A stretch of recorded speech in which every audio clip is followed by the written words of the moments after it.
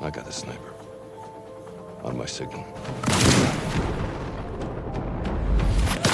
At the beginning of the story, a background voice reveals that a sniper team, along with their squad, is receiving instructions from an American base. They are briefed on how many guards are present, how to enter the building, and even calculate wind speed and distance to assist their snipers. In the distance, several guards can be seen through sniper scopes surrounding the entire building and following strict security protocols. The question arises, what exactly is this American squad here to do? And why are these guards enforcing such high-level security measures? Before we can understand everything, a sniper bullet suddenly appears from nowhere. As soon as a headshot lands, whether in the chest or the head, the guards begin to fall one after another. The sniper fire continues relentlessly. Once all the frontline guards are taken down, it's revealed that these sniper shots were fired by two squads hidden in the bushes on a mountain about 500 meters away. The two snipers, lying in ambush, immediately pull the trigger after receiving precise information about the guards' distance and wind speed. Following the command, they fire simultaneously, eliminating all guards at the gate within seconds. Taking advantage of this, another squad easily infiltrates the building. From here, the story transitions, revealing the mission of these snipers and their ultimate fate. The scene shifts back to an event that occurred 48 hours earlier. A private jet lands in the middle of a desert. As the plane touches down, a man steps out carrying a large bag. The head of the U.S. Central Intelligence Agency, named Modise, arrives to receive him. Here, we learn the man's identity. Brandon Beckett, a sharp and experienced American sniper. Brandon has never failed a mission. He never misses his target. He has already eliminated several dangerous mafias and high-profile dons using his sniper rifle, the very one inside his large bag. As he's driven to the base, the head of the Central Intelligence Department briefs him on the mission details. During this conversation, we discover why Brandon was called here. He has been assigned to eliminate an African armed gang that is plotting to destroy America from within the United States. Bringing them down is of utmost importance. While explaining this, Modise brings Brandon to the base. As soon as he steps out of the car, Brandon meets an old friend named Zero. Zero had once completed many dangerous missions alongside him in the Central Intelligence Department. When Chief Modise realizes that Brandon and Zero already know each other, he assigns Zero the task of introducing Brandon to the entire team. Zero brings his friend Brandon Beckett before the squad and introduces him to everyone. Now let's meet this entire squad team. The special operations captain of the squad is Nova, and her assistant is Annika. The team also includes 3 specially trained female commandos, Hira, Nadia, and Jason. After the introductions, Brandon asks, "Is there a sniper on your squad?" At that moment, Chief Modise brings forward a young man named John. The chief explains, "This is our most dangerous sniper. If you want, you can train him your way." They move on to discuss the mission. Commander Anika creates a detailed 3D map and shows the team the plan. Using the map, she explains that the main suspect is an American terrorist named Riker Kovalo. Before they reach him, they will have to face a rebel armed force. Riker has a personal security unit called the 4 Gang that provides 24-hour protection. Chief Modis stresses that the operation must be executed in complete darkness because the area is swarming with security and rebel forces. If the team is detected, the situation will become impossible to control. He then explains the insertion plan and the route for entering the hideout. The next morning, intense training begins. Brandon hands John a sniper rifle and tells him to take the shot. John raises the rifle and performs perfectly, landing 3 consecutive headshots with pinpoint accuracy. Brandon tests the rest of the team by asking who can operate which weapons. Some claim expertise with short-barreled rifles, others with axes or close-quarters arms. He gives them a challenge. Assemble your weapon in 15 seconds. Fail, and you're off the mission, because the enemy will not grant you a single extra second. All team members assemble their weapons before the countdown ends, proving their skill. Despite this, Brandon remains unsure about John. That night, he takes John aside, gives him a sniper rifle, and issues a harsh order. If you see someone, shoot them in the head. John panics, asking why he should take headshots and warning that such kills will draw attention and doom them all. Brandon insists, "This is an order. Fire." John is confused and thinks the command is reckless. Reluctantly, trusting fate, John looks through the scope and pulls the trigger, only to find the gun is empty. There is no bullet. John is shocked. Brandon reveals it was a test to see how John reacts under pressure and whether he follows orders. Having passed the test, John is chosen as Brandon's personal sniper. Later, Chief Modis assembles the entire team and delivers a grim briefing. He warns them that the chance of returning safely from this mission is almost zero. Therefore, we must enter this operation with death in mind, because we face both a rebel army and high-level security. Breaking through their defenses and eliminating the rebels will not be easy. After final preparations, the team heads to the armory to assemble and load their weapons, don heavy gear, and board the vehicles. The next morning, Brandon and John set up sniper positions in the bushes on a hill about 500 meters from the gang's hideout. The remaining commandos begin a slow advance toward the compound from the front lines. This is the scene you saw at the start of the movie. Brandon and John lie hidden in the grass, load their rifles, and wait for the final order. Meanwhile, the rest of the squad watches CCTV feeds and begins neutralizing guards one by one as they infiltrate. When Brandon receives the signal, he squeezes the trigger and starts picking off the guards at the gate. His spotter, John, laughs and says, "Boss, don't leave me out. Let me take a few." On command, John takes aim and begins dropping targets with deadly precision. Seeing John's eagerness, Brandon warns him, "Don't fire non-stop or they'll triangulate our position." Brandon then designates targets one at a time while John fires on instruction. Gradually, they eliminate the security around the rear of the building. With the perimeter suppressed, the squad breaches the compound. Inside, they cut fuel lines and puncture tires to immobilize vehicles. Two commandos climb to the top floor from another entry point and quickly dispatch two guards who try to stop them. Elsewhere, a lone guard watches a football match in a dim room. A commando sneaks behind him, loops a rope around his neck, and drags him into the dark. As the lights come on, the team realizes they have entered an arms depot, and standing before them is the gang leader, Riker. Riker seizes the moment, fires a shot that wounds Modise in the leg, and activates every alarm. A deafening siren blares, alerting guards that intruders are inside. Brandon and John, hidden on the hill, hear the siren but do not yet know the situation inside. Back inside, one squad member rushes upstairs to investigate the alarm, but Nadia stops him. Brandon orders his spotter, John, "Don't wait, engage everyone you see." John immediately switches rifles and begins eliminating enemies one after another. Now his only objective is clear: neutralize all threats in front of him so the trapped team can be rescued. Meanwhile, inside the room, Ryder cocked his revolver. He realized the special squad was surrounding him and the situation was slipping out of his control. He walked over to a machine, removed the cloth covering it, and ordered his technician to switch it on. The technician plugged it in and started the device. At that exact moment, the rest of the squad, having neutralized the outer guards, stormed into the room and demanded Ryder's surrender. Suddenly, a massive explosion erupted from the machine, shaking the entire room with powerful radio waves. When the chaos subsided, it became clear that many commandos had been knocked unconscious by the dangerous radiation. Then Zero, Brandon's longtime friend, burst into the room from outside and secured the gang leader, Ryder. Slowly, the squad members began to regain consciousness. Ryder laughed and warned, "You'll all be dead soon." Almost immediately, squad members started bleeding from the mouth and collapsing one by one. The horrifying truth emerged. The machine was a high-frequency alpha radiation device. Its rays destroyed neural tissue at incredible speed, and anyone exposed could die within seconds. Within moments, several members of the intelligence squad lay convulsing and bleeding. The gang leader, exposed to the same radiation, also fell and died. The squad stood in stunned silence, unable to comprehend how quickly everything had changed. Brandon took control of the situation and told everyone, "We can't undo what's already happened. We must prepare for the forces coming for us, and first we need to find a way to neutralize this machine." They tried to trace connections, but the device ran on multiple complex systems, and they couldn't identify the control circuit. Zero returned with urgent news. A much larger rebel force was advancing toward the compound. There was no time to disarm the machine, so they abandoned that plan and prepared to face the incoming army. They gathered every weapon and every round of ammunition they could find. With limited time, they took the stored mines, moved to the gate, dug trenches, and laid explosives so incoming vehicles would detonate as soon as they crossed the threshold. After rigging traps around the compound, they assembled the survivors. Brandon addressed them with grim resolve. "The enemy you're about to face is like death itself," he said. "Go into this operation knowing you may not return. Let go of every attachment and fight with everything you have." Then Brandon places John D in the sniper's nest and says, "John D, this is the final mission of your life. Here, you must prove that you are the best sniper." After saying this, he hands the sniper rifle to John D and moves forward. Everyone quickly takes cover in separate positions, preparing for the incoming battle. They wait in silence for the rebel army to arrive. Moments later, John alerts everyone that several trucks are approaching fast. At the signal, the entire squad readies their weapons and braces for impact. As the rebel vehicles smash through the gate, a landmine explosion tears through them, sending flames and debris into the air. The rebels instantly realize the enemy is well prepared. They abandon their trucks and advance on foot, spreading across the compound. Hundreds of armed men begin storming in from every direction. To block their vision, John D throws smoke grenades, filling the entire area with thick gray fog. From within the smoke, bullets start flying in all directions. Hidden above, John D takes aim through his scope and starts picking off the rebels one by one, his sniper rounds shattering skulls with precision. Meanwhile, Zero unleashes continuous fire with his heavy machine gun. The rebels panic, unable to figure out where the shots are coming from. Bullets rain down from every side, creating chaos. In another corner, a group of rebels surrounds Nadia. Armed with axes and large daggers, they charge toward her, but Nadia is no ordinary soldier. She tosses aside her armor, pulls out two razor-sharp Chinese axes from her back, and launches a brutal counterattack. Her movements are swift and lethal. She slashes through her enemies, cutting cutting them down mercilessly. When one rebel tries to flee, she hurls her axe straight into his skull, dropping him instantly. Meanwhile, the rebels spot John Dee's sniper position and turn their mounted machine guns toward him. A heavy exchange of fire erupts. To protect John Dee, Zero and Annika return fire from the opposite side. At the same time, Brandon rushes toward John Dee's position as the battle grows more intense. The rebels reload their machine guns and aim at Zero. Before they can shoot, Brandon takes a precise shot with his sniper rifle, hitting one of their RPG shells. The resulting explosion rocks the entire area, throwing debris into the air. Meanwhile, Annika finds herself face to face with an African female assassin. A fierce hand-to-hand fight begins. The assassin slashes Annika's ear, drawing blood, but Annika doesn't back down. She quickly pulls a knife from her pocket and drives it straight into the assassin's eye, killing her instantly. At the same time, Zero is attacked by another assassin who grabs him by the neck, trying to choke him to death. Zero grabs a broken wooden plank from the ground, stabs it deep into the assassin's chest, and then finishes him off with a gunshot to the head. Elsewhere, Brandon faces a rebel in close combat. Pretending to surrender, he suddenly snatches the rebel's gun and fires at her point blank. Then he pulls a knife from his belt, plunges it into her chest, and strangles her using his rifle strap. But as Brandon descends the staircase, a hidden rebel ambushes him and shoots. Brandon immediately fires back, killing the rebel, but the shot leaves him wounded. He collapses to the ground, clutching his injury. Seeing this, Zero rushes to him, trying to stop the bleeding. At that moment, Nova runs toward them, her face filled with determination. But at that very moment, a rebel fires a shot straight into Brandon's chest. Nova, severely wounded and struggling to breathe, turns to Zero and whispers, "I saw him inside the room with the radiation machine. The bombs have already been planted. In a few moments, the entire building will explode, and that machine will be destroyed forever." With those final words, Nova takes her last breath in front of everyone. Moments later, a massive explosion erupts, shaking the entire base. The room and the radiation machine are completely obliterated. The squad is left in shock, surrounded by fire and debris. But before they can recover, they see more rebel troops charging toward them. It's impossible for just 3 or 4 soldiers to fight against such a massive army. Suddenly, smoke grenades roll in from all sides, followed by a storm of gunfire tearing through the rebels. As the smoke begins to clear, Brandon and Zero are stunned by what they see. The counterattack was launched by none other than Brandon's old friend Captain Paz and Sergeant Zed, his closest allies. Like guardian angels, they and their team annihilate the remaining rebel army and rescue the surviving squad members. In the final scene, Brandon is shown alive, standing among the ruins of the battlefield. After completing the mission, he bids farewell to his comrades. He shakes hands with everyone, and the young sniper John Dee says with admiration, "One day I'll become the best sniper just like you." Brandon smiles, places a reassuring hand on his shoulder, and walks away as the sun sets behind him. He returns to his homeland, leaving behind a legacy of courage, loyalty, and sacrifice. And that's how this incredible story comes to an end. If you truly enjoyed this movie explanation, please consider subscribing to my channel. Your support means everything. It keeps me motivated to bring you more powerful stories like this one. So hit that subscribe button and let me know in the comments which movie you'd love to see next. Your one click can help this channel grow and inspire more stories to come.